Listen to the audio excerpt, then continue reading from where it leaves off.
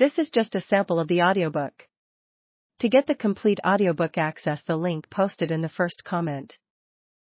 If I'm being totally honest here, and that's what I'm being here, totally honest, Nasty Gal started because I had a hernia.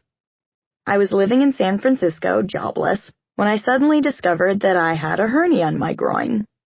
I wore a lot of super tight pants at the time, and the hernia was visible even when I had clothes on, with a little bump sticking out like boop. One time, I even shaved off all my pubic hair except for the hair that covered the bump. Clearly, I did not give a fuck. But all joking aside, I knew that the hernia was a medical condition that required treatment, and to get treatment, I would need health insurance. To get health insurance, I would need a job. A real one. I found one checking IDs in the lobby of an art school and started to put in the 90 days that were required as a waiting period before the job's benefits kicked in. As you can probably imagine, checking IDs wasn't the most stimulating job, so I had a lot of time to dick around on the internet. MySpace ruled in those days. I went by the username Wigwam.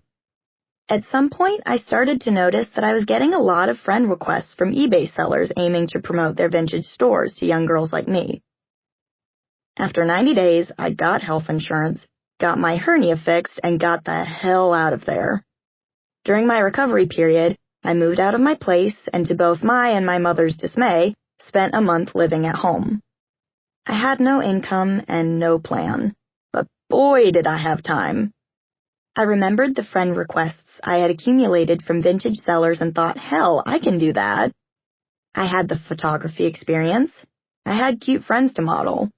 I wore exclusively vintage and knew the ropes, and I was an expert scavenger. The first thing I did was buy a book, Starting an eBay Business for Dummies, which taught me how to set up my store. The first order of business was to choose a name. Many of the vintage shops already on eBay were so bohemian it hurt, with names like Lady in the Tall Grass Vintage or Spirit Moon Raven Sister Vintage. So the contrarian in me grabbed the keyboard and named my shop to be Nasty Gal Vintage, inspired by my favorite album by legendary funk singer and wild woman Betty Davis. She's probably most well known because she was Miles Davis's ex-wife, but it was her music. She had perhaps the best rhythm section around. Her unapologetically sexy attitude and her outspoken tongue that made me a fan. Performing in lingerie and fishnet stockings, her signature move being a high kick in the air with feet encased in platform shoes, she was the ultimate girl boss. She had songs called Your Mama Wants You Back, Don't Call Her No Tramp, and They Say I'm Different.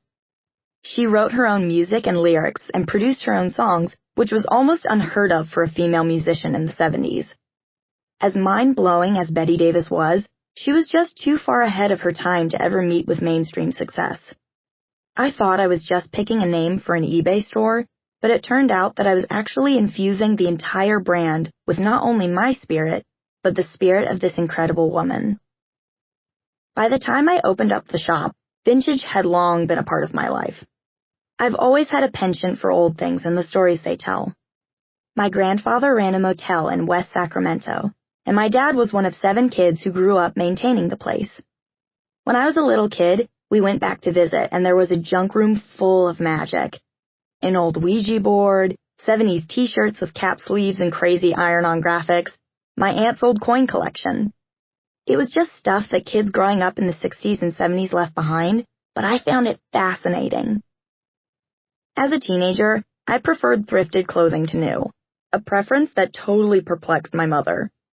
She endured countless trips to the local mall in a futile attempt to dress me, where I'd hold up a $50 top and inform her that it just wasn't worth it. Were there a nasty gal at the time, I think I'd have found plenty of stuff for my mom to spend her money on. But the mall was just a boring place. The smattering of stores screaming normal from their windows just did not cut it for me, and the thought of paying to look like everyone else seemed utterly ridiculous. Finally, we reached a compromise. Although she deemed thrift stores smelly, she agreed to wait outside while I shopped. However, this didn't mean she always approved of my choices. I distinctly remember being humiliated in front of a friend when she demanded that I go back upstairs to change my shirt. Not because she thought it was revealing or inappropriate in any way, but because she thought that my brown paisley polyester